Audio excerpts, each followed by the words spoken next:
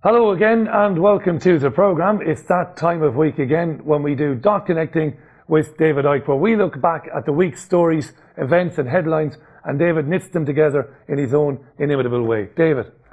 Well, last time we talked about the spider in the centre of the web and how the web represents in its symbolic strands secret societies, semi-secret groups, and then out in the scene arena, governments, government departments, intelligence agencies, banks, corporations, biotech cartels, and all the rest of it.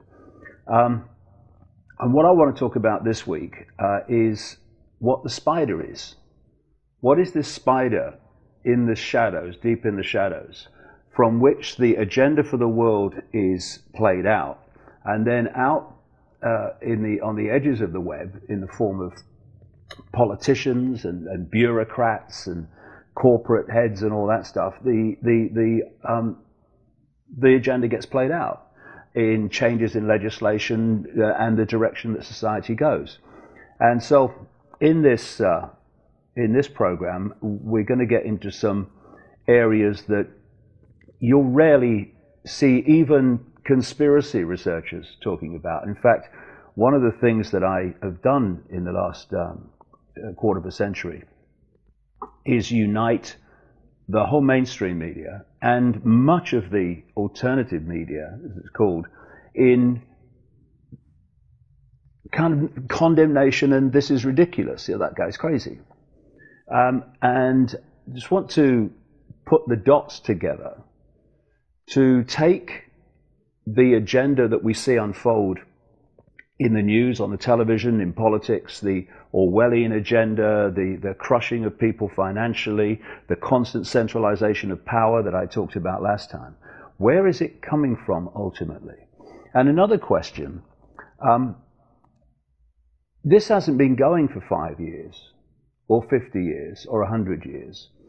You know, most people that have researched this take it back hundreds of years and thousands of years, and in my case, many, many eons beyond that. And then the question comes, when people are being born and playing a part in this conspiracy of taking the world into this Orwellian nightmare by the constant centralization of power and manipulation of politics, manipulation of money and banking, all that stuff, and then they die. And then someone else is born here, and they do the same. And all these people, through what we call history, have been doing this, and yet they knew that they were going to be gone before any of it transpired. So many people have asked me over the years, what is this common theme that spans what we call time, that has held this agenda, this conspiracy together, through generation after generation after generation? There has to be something which is beyond the human perception of time, some common theme. And to really appreciate what it is, you have to study the nature of reality as it really is. And so if you research the conspiracy in the five-sense world that we can see and we perceive every day, alone, without understanding the nature of reality and the fact the world isn't as solid like it seems to be, then you'll never understand that. And I'll explain why. I'm looking now at this studio, and I appear to be seeing everything there is to see in the space that I'm looking at. But I'm not. I can't. All I'm able to decode in the space that I'm perceiving is a tiny, tiny band of frequency called visible light. Now, mainstream science says that of the mass matter energy that exists in this universe, the electromagnetic spectrum is about 0.005% of what we can perceive.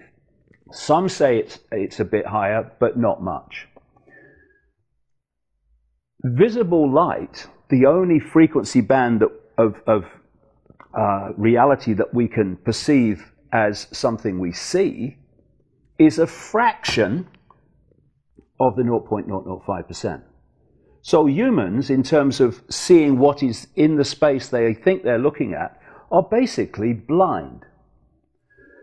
However, as I've said many times, if you can manipulate through science and media and what we call education, you can manipulate and squeeze the public, the target population, as I would put it, the target population's perception of the possible, then you can do what you like and things can be happening outside of that perception of the possible, which people will just dismiss by reflex action. So people go, oh, David Icke's talking about reptiles, he's mad, and all that stuff, and that's it.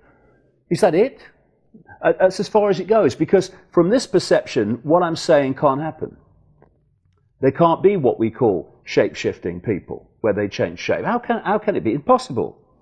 But when you expand your understanding of reality and the nature of reality, these things become straightforward. So, absolute foundation of the manipulation of human perception, i.e. from that manipulation of human society, is to hold people in a narrow band of perception of the possible. We think that this world is solid. It can't be, because they tell us that the world and solidity is made of atoms. Well, atoms have no solidity. They're just pockets of energy. The quantum physics has shown this. And thus, something that has no solidity cannot create a solid world. What we are living in effect, is a very advanced version of the wireless internet. The wireless internet is probably in this building. Where is it? Where is it? I can't see it. But you get a computer and you tune it into the internet, and suddenly you have a whole global reality called the World Wide Web, accessible on the screen. So suddenly, out of the unseen has come the seen, because it's decoded the unseen information onto a screen that we can see within this band of frequency we call visible light. And if you are in South Africa or Australia or America or Britain, when you tune your computer to the internet, you are tuning it to the same collective reality. Apart from places like China, where great chunks of the internet are firewalled off to stop us or stop the Chinese people accessing information the authorities don't want them to see, you can access the same collective reality. So, the human body is what I call a biological computer. And what it's doing is decoding from this collective information field, information which is then turned into a reality that we think we're seeing and we think is solid, but isn't. So, when you look at how the five senses work, and the ear is the classic example, but they all work like this. It takes vibrational information, it turns it into electrical information, which it communicates to the brain, and the brain then decodes that into holographic information, illusory physical, like a holographic movie that you see these days, these 3D movies, and turns it into a reality we think we're experiencing.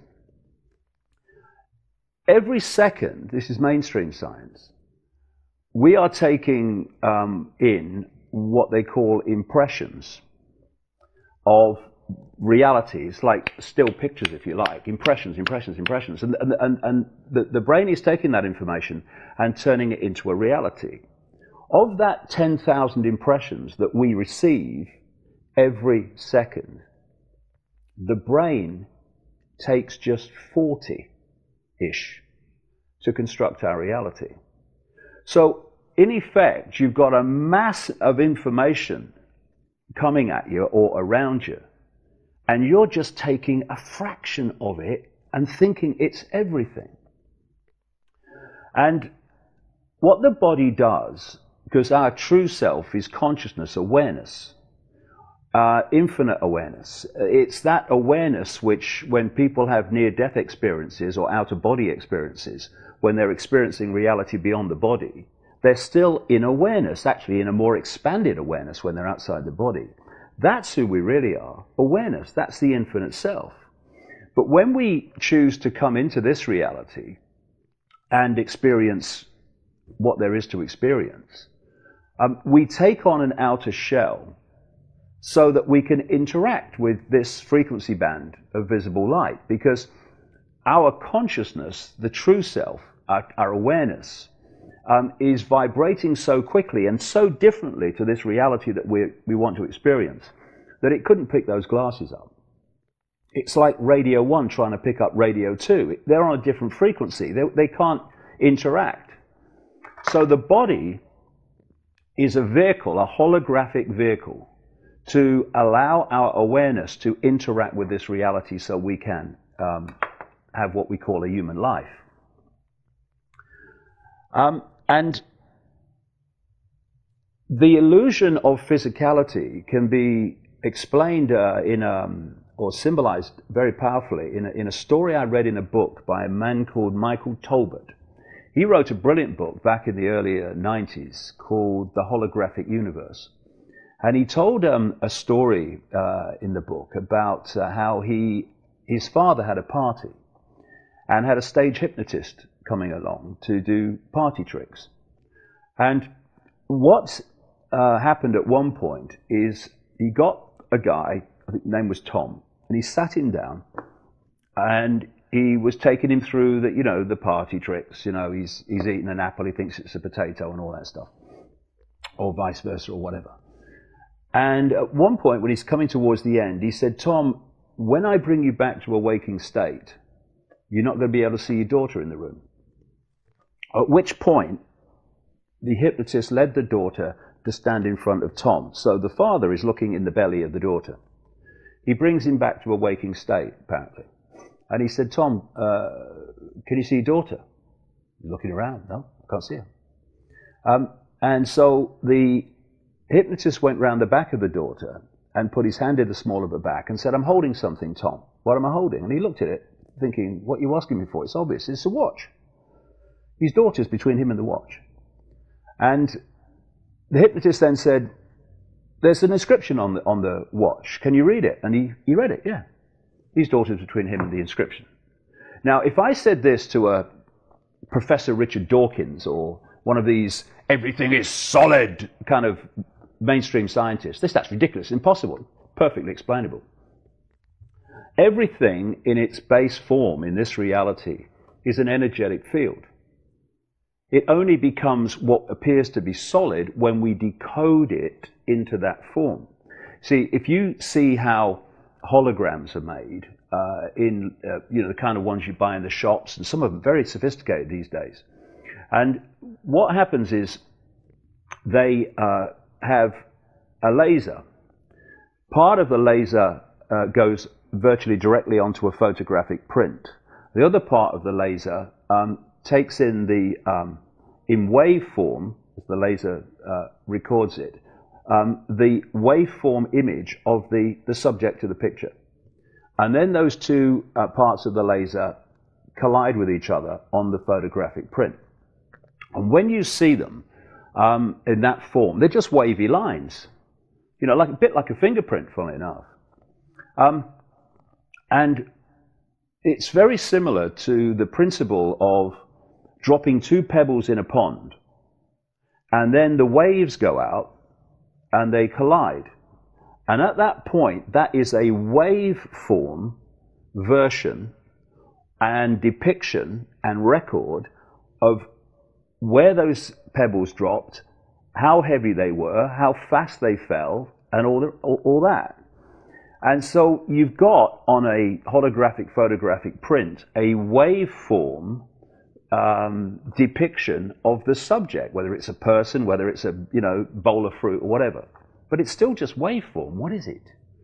Then they fire a laser at this waveform information field, and suddenly projected, or miraculously it seems, is a three-dimensional holographic image of what's been photographed. And so what we're doing, our reality in its base form is like that waveform print. It's waveform information. And what we're doing as we decode reality is playing the part of the laser. And this is why some scientists over the years have said they think that this world as we perceive it only exists when it's observed. You must have heard that. Well, I would change the word observed, and I would say this world as we perceive it only exists in this form when we decode it from waveform into this holographic form that we think is the solid world. So what's happening with Tom and his daughter is that she, like everything else in the room, in its base form, is a waveform information field. And if he doesn't decode that field into holographic form, he can't see her in this reality we call the five sense world. And what the hypnotist has done, by the hypnotic suggestion, he has in effect, in computer terms, put a firewall into Tom's brain so that he does not decode that particular field that we call his daughter. Thus, when he looks at the room, he's decoding all the fields into holographic form, all the other people at the party, but he's not decoding her because he's been firewalled off from doing that. Everyone else in the room has not been through that process, so they can see her easily. And even down to speech, everything is waveform, which we then decode into a form that we call speech, we call sight, or whatever. For instance, when I'm speaking to you now, what's passing between you and me is not the words you're hearing. What's passing between you and me is a waveform, vibrational information form generated by my vocal cords, which create what? A waveform, vibrational information field. Your ears then take that vibrational information, they turn it into electrical information, and it's communicated to the brain, and only when the brain decodes that are you hearing words. And so when you're growing up as a youngster, and you are brought up with a certain language, your brain is being programmed to decode those information fields in the form that you can decode into what we call, say, the English language. But someone in Italy is going through the similar process and coming to a different decoding system, and we call it the Italian language. And so everything is waveform that we are decoding. Now, this is the key. Just like the hypnotist with Tom, if you can control and manipulate and program the decoding mechanism, you dictate what the target population decodes into the reality it thinks it's experiencing. And that is what is going on. This is fascinating stuff. Dot Connecting with David Icke continues after this short break. Don't go anywhere. And you're very welcome back. This is David Icke, Dot Connecting. Of course, I'm here with David Icke. David, before the break, you were talking about the nature of reality. Yeah, so if you want to dictate what goes on the screen of a computer, you program the way that computer decodes the information, so you're dictating not only what goes on the screen, you're dictating what doesn't go on the screen as well. And so all this social engineering and all this programming, and the education system, of course, is just an absolute classic programming operation. The media is also programming. In the same way that the hypnotist told Tom what his perception was going to be, you will not see your daughter in the room when you come back to a waking state, so the media and the education system is, and peer pressure who've been through the same system and are accepting the same reality, it's dictating the reality that we perceive. That's what it's doing. It's in effect programming our biological computer to see reality in a certain way, in the most narrow terms possible. So we therefore have a situation where we are operating in a narrow band of frequency, visible light, and outside of that we can't see it. And we have talked, as a result of interviews you've done since the People's Voice came on air, about extraterrestrial life and all that stuff.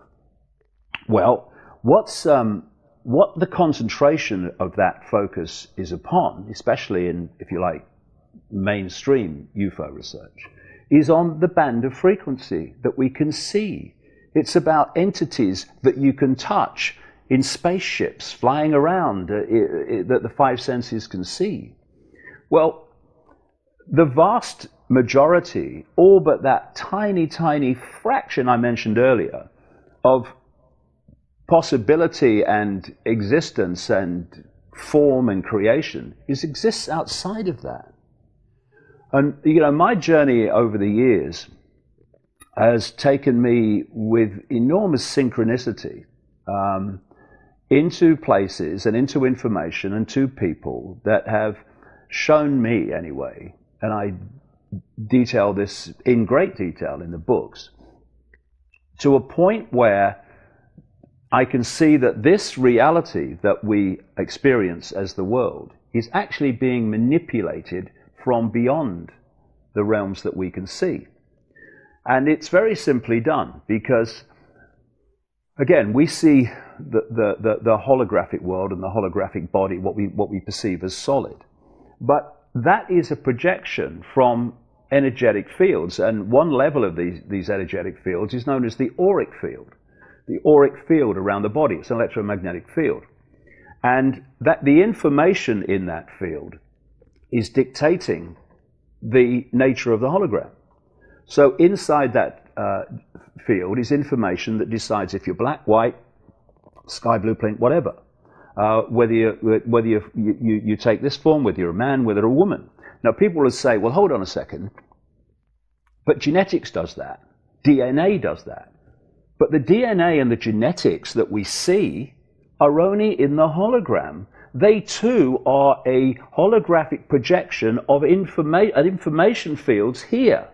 So if you can tinker with the information fields, then the DNA and the genetic structure of the body must respond to that, because that's just a projection of this information.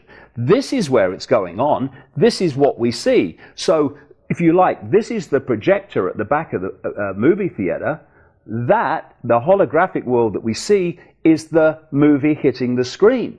That's why if you try to change things in the world, I mean, imagine you don't like a movie. So you stand on the stage of the theater, you're screaming at the movie, telling it to change. Ain't got to change, it's a done deal. You've got to go back and change the reel. Then you can change the projection. This is exactly the principle I'm talking about. And so whatever affects this information field affects the hologram. And this is where possession takes place. Throughout history, known history, this has been an absolutely common theme of entities possessing humans and taking over their thought processes, their mental and emotional state. And of course, when you get possession of a very extreme kind, like the Exorcist movie type extreme kind, what happens? The person starts to change shape. They start to distort. Why? Because possession doesn't take place of the hologram, it's just a projection. The possession takes place of the base information field. So if you can get control of that, say you're another energetic entity of a completely different informational type, therefore form, you can access the energetic field of the target person, the one you want to possess. When you make this electromagnetic connection, you can start feeding information into this field, which starts to influence the mental, emotional, and perception processes of the possessed person. You start to change their personality. This is why when you talk to people who have experienced those that have been possessed and they've watched the process, they describe how you see the person's personality start to change. But most possession is of the more subtle type, where you see personality changes. When you get full-blown possession, where the possessing entity, information field, impacts its information upon the target field, then suddenly it is now starting to impact on the information that is being projected into the hologram. And that's when the hologram starts to change shape. That's when you get shape shifting. Because now, instead of, if you like, the human information field projecting as the human hologram, now something that's not human is attaching to this field, and that is being projected into the hologram as what the observer perceives as a shapeshift. So if, people have said to me over the years, listen, mate, you can't have a situation where you change shape from a solid form to another solid form. No, you can't. It's impossible. But there are no solid forms, so it's not necessary. If I'm looking at you now and I'm decoding your human field, then I see you, your human field. If another field starts to impact upon that, I start then to decode that. And suddenly in my observational, from my point of observation, you're changing shape. Your one solid you is changing to another solid you, but there is no solid you. All I'm seeing is I'm decoding one form of information, human. Now I'm decoding another form of information that's impacting over the human, and suddenly that guy's just changed shape. He's just turned into a reptile. He's just turned into this and just turned into that. It's all in the mind of the perceiver. And it just so happens that throughout history, the constant theme through ancient cultures is of entities taking an energetic form outside of our visual capacity to see them, who are locking in to humans, possessing them, they call them parasites, and influencing the way they think and influencing the way they behave. And these entities have gone under many and various names, but they are all described in basically the same way. And although these entities are in their base state just energy, they can take form by projecting holographic form. And two of the main forms they take are reptilian, when they take form, and the classic grey alien. Now, what is fascinating when you think about that, and you think about all the people who said they've had these experiences with reptilian entities and alien, grey alien entities and all that stuff, is that in 1945, a sealed glass jar was found at a place called Nag Hammadi on the Nile, about 77 miles from Luxor in Egypt. And what was inside was a cache of writings, of documents, from a people known as the Gnostics. Now, Gnostic thinkers who had the Gnostic way of seeing the world has popped up many times through history. And certainly since the creation of the Roman Catholic Church, or the Roman Church as it was before, whenever they popped up, the Roman Church has wanted to destroy them mercilessly. The Gnostics were the Cathars in southern France, which the Roman Church destroyed.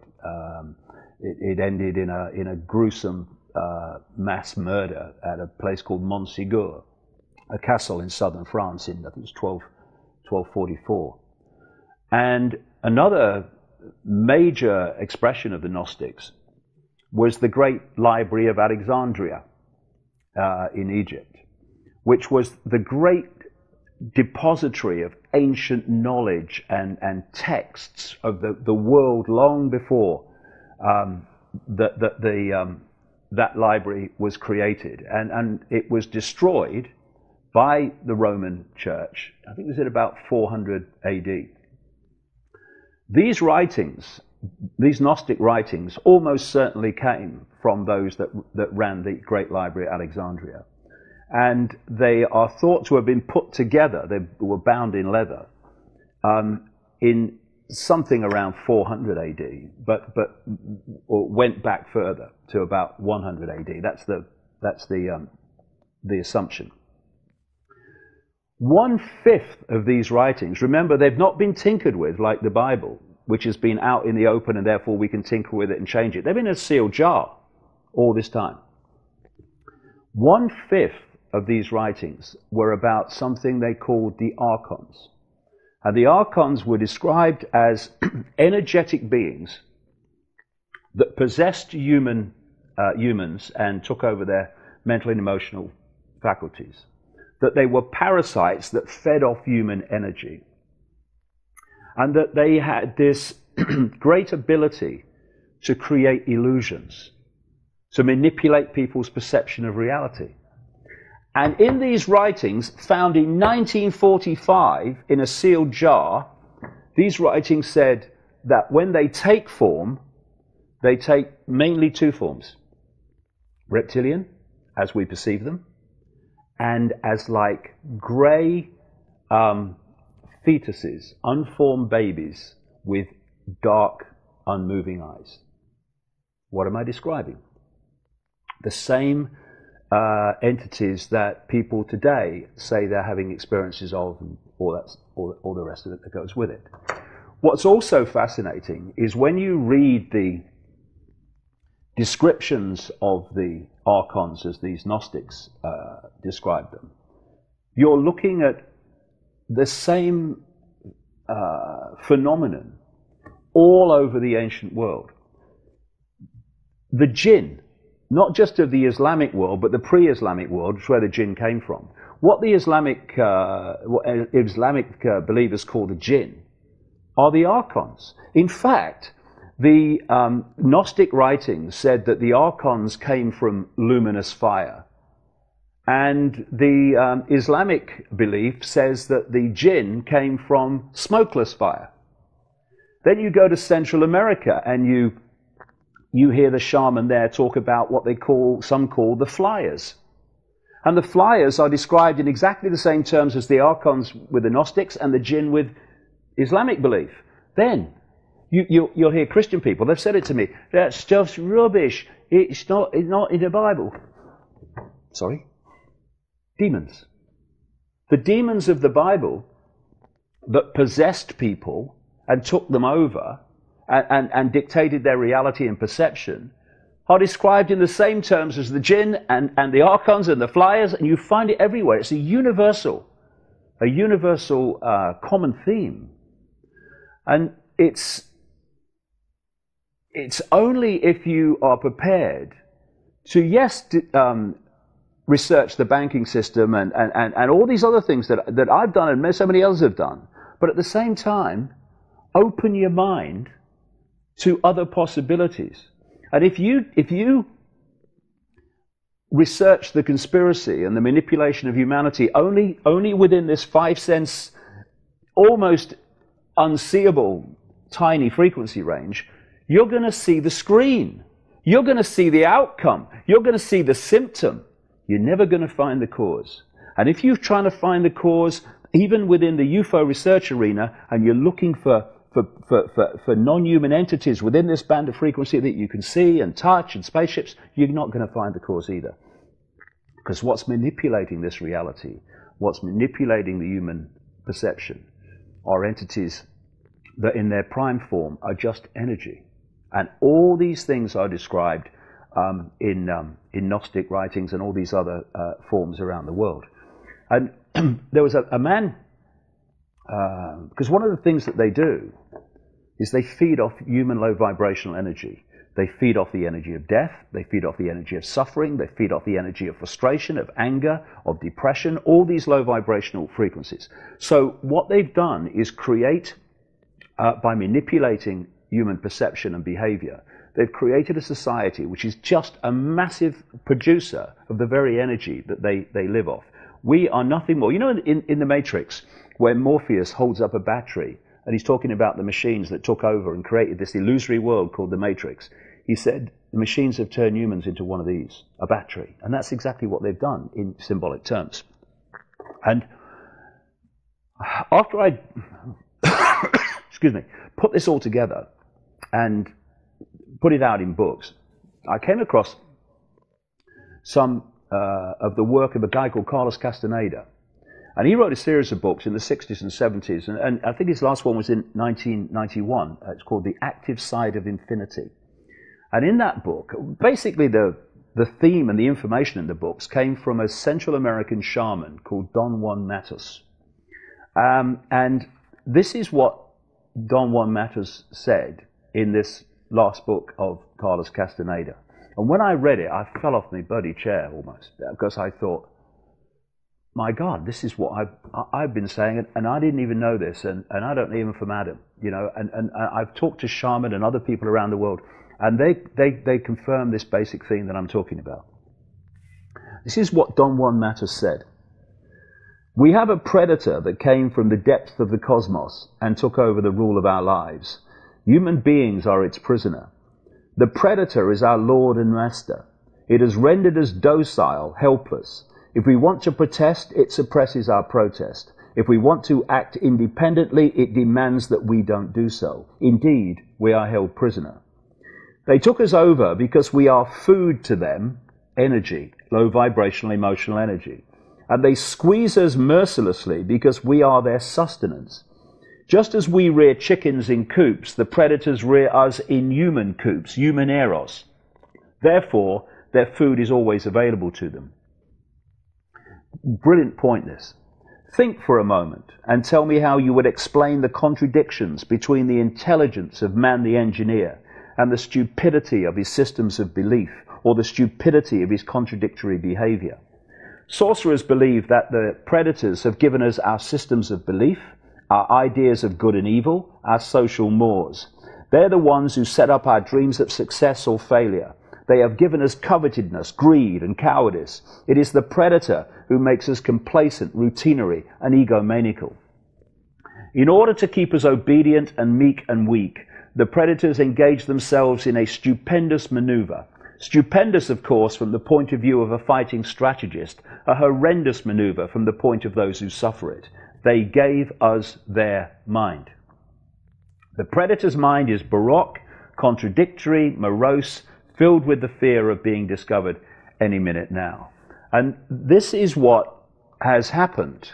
We have had our perceptions of reality hijacked and possessed by entities that we don't even know exist, because we think if we can't see them, they can't exist.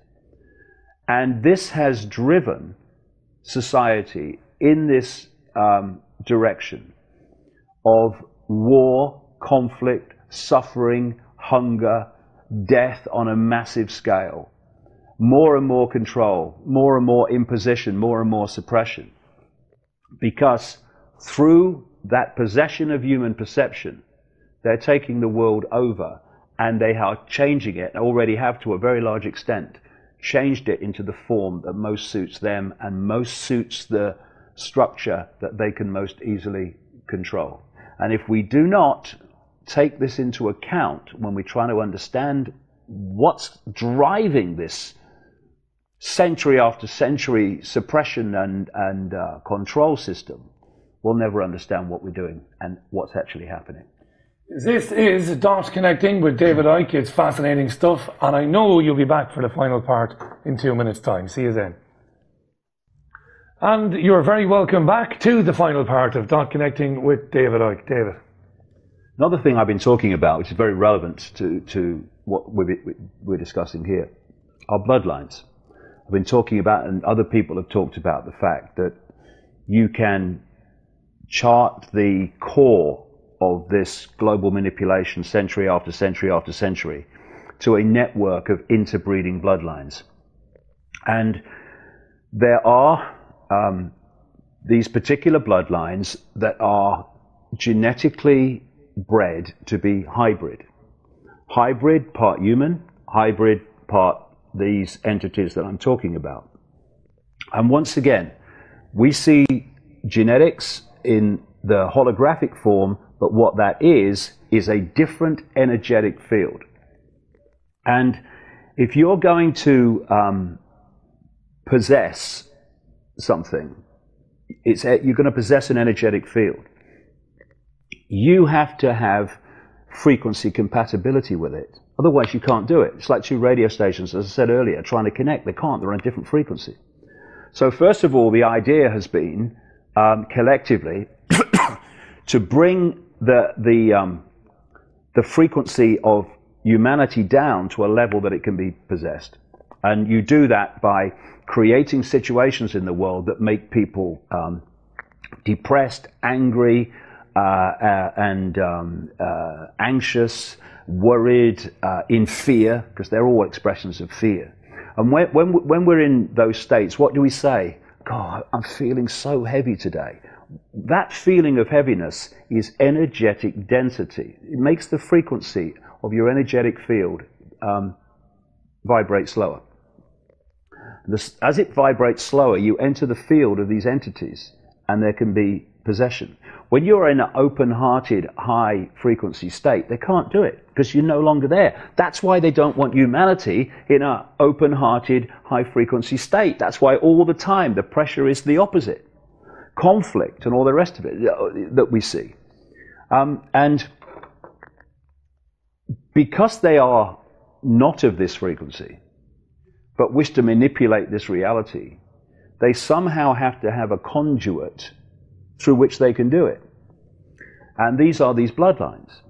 And because they are in energetic form, part human and part non-human, part archon, let's say, it means that they are of a frequency that is particularly in sympathy with the archontic frequency, because part of them is that frequency. Therefore, these bloodlines can be possessed more powerfully and more totally than the rest of the population. That's the idea, because we look at the Rockefellers and the Rothschilds and the royal families of the world, and we think they're in power. They're just vehicles for the real power, which is in the unseen. And this is the whole origin of this perception of the divine right to rule. I'm always asking questions, why? Where did this come from? Where did this start? Where did this idea come from that because you had a certain genetics, that you had a right to rule?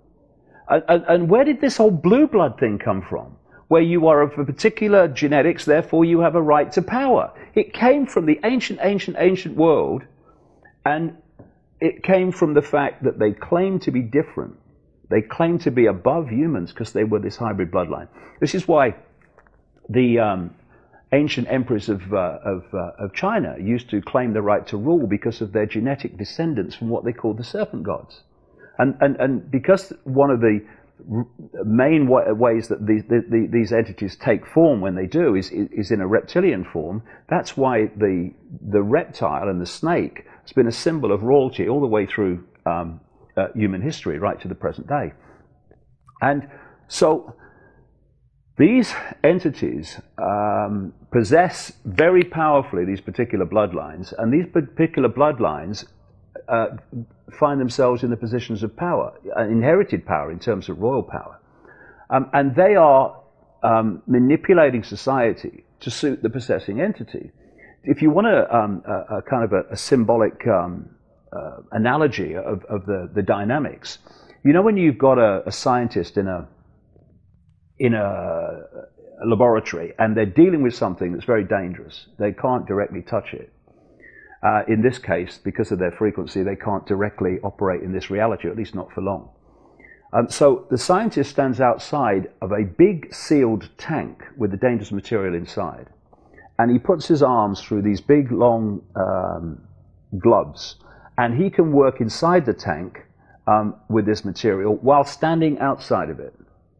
If you take the scientist to be these entities operating outside the human frequency range, and the gloves to be these bloodlines, that's the dynamic that I'm talking about. And when you, therefore, follow these bloodlines through, they end up in the positions of power, in royal power, and more latterly political power, and corporate power, and banking power. They are operating an agenda which is coming from outside the world that we see to take over the world that we see. And so when I talked in the last program about this spider in the center of the web, and then coming out through the secret societies that are close to the spider, and then the semi-secret societies, and then into mainstream society with governments, departments, and corporations and banks and all that. And I said it's all coming from the spider, but the further you go out, the less they know even the existence of the spider, never mind what the game is. The spider is these entities operating in the unseen. And when you look at things like Satanism, when they're doing their rituals to their gods are these entities. And Satanists, and I've talked to many, their hierarchy in this world, the satanic hierarchy, is dictated by the power of the entities that they allow to possess them. So the hierarchy, if you like, in the archontic world of the unseen is transferred to become a human hierarchy based on the power and, if you like, elevation of the entities in the unseen that they've allowed to possess them. It's just a direct mirror, one of the other. And when you have these rituals, and they've been described to me many times, they are doing the same rituals that they were doing in Babylon in the ancient world, because the idea of the ritual is to use various techniques, whether it's chanting, whether it's colors, whatever, because everything is a vibration, everything is a frequency. They're building a vibrational field in the satanic rituals to allow a energetic gateway to be opened, that these entities can come into this reality and be seen during the ritual. And I've talked to so many Satanists around the world who've described this process of standing in the ritual and suddenly this entity starts to form in front of you, because they've created an energetic environment in which that can happen.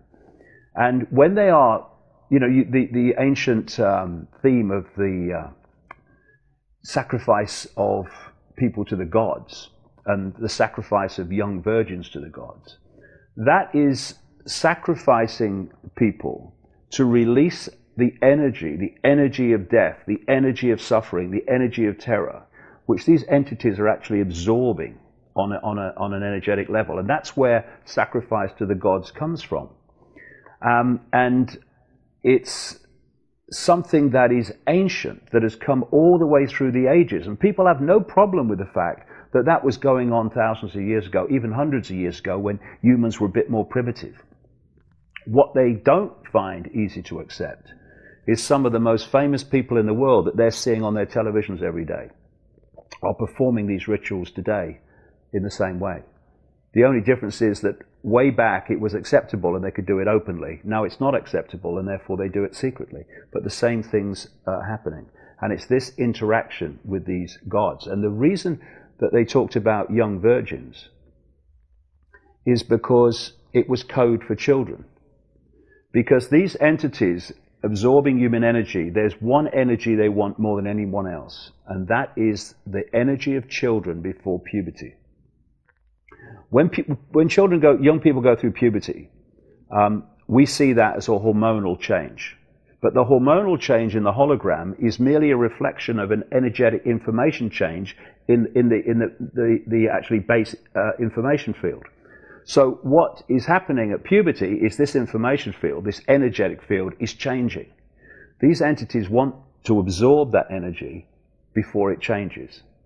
And that is not only the origin of sacrificing young virgins to the gods, it's the reason why this world is awash with paedophilia, and why you find in the so-called upper levels of society paedophilia on a ratio that is vastly, vastly, vastly greater than it is in the general population. For this reason, it's not very nice, but we need to understand what's going on. When the paedophile, be it an elite paedophile, which the system then protects, of course, or be it a possessed paedophile in any way, because this is what paedophilia basically is, it's possession. The entities possess these people, and then they inflict or encourage the urge to have sex with children.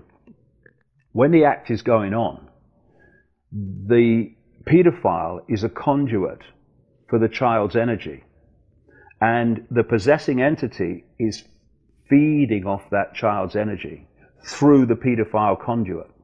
And that's why paedophilia is so rampant in the world. Why would it be rampant? There has to be a reason for it. And the reason is these possessing entities want that energy more than anything else.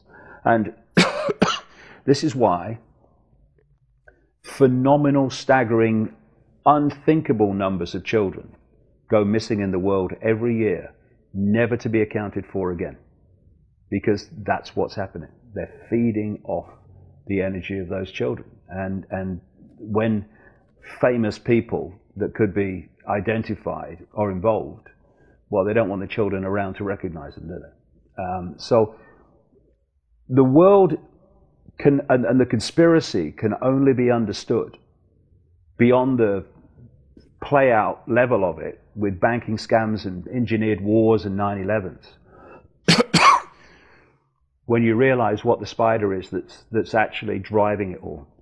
And the spider, the entities, have been the common theme through history. Because these people coming in and out, through the centuries where people have said, why would they give their lives to this conspiracy when they knew it would never reach its end while they were alive? Because they were just conduits for that. And when you look at space and time, they're illusions too. Our perception of time is an illusion. There's only one time, and that's now. And people say, well, what about the past? Okay, well, where are you when you're thinking about the past? Well, I'm in the now. Well, what about the future? Well, where are you when you're thinking about the future? I'm in the now. The past and the future are just perceptions of mind within the infinite now. So while we've had this perception of going through a series of events that we call history, these entities are operating outside of that timeline. And they, you know, when humans were knocking rocks together, these entities were still there in the form they are now, with the knowledge of reality and manipulating reality that they have now. And this is why all those years ago,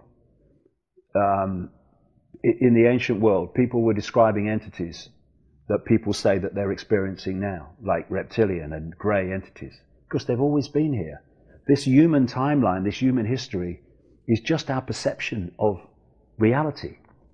And because they're operating outside of it, they are the common theme through this so-called historical story, which is the theme that's pushed this human society in the direction it's gone, to the point now, and this has been the whole thing all along, when you're knocking rocks together, you can't use that level of awareness and technological knowledge to take the world over. You cannot manipulate humans to take the world over for you, which is what's happening. You have to get them to a point where they are intelligent enough to work with what we would call high technology, computers and other technology. Because the centralization of power in the world and the control system that we see today would be absolutely impossible, don't even think about it, without these, what we perceive as advanced computer systems. So humans had to be brought to a point where they could operate and create these computer systems, while at the same time, they weren't aware enough, intelligent enough to do that, not intelligent enough to suss why they're doing it and the context in which it's all going on. And I will just go back to this, Don Juan Matos.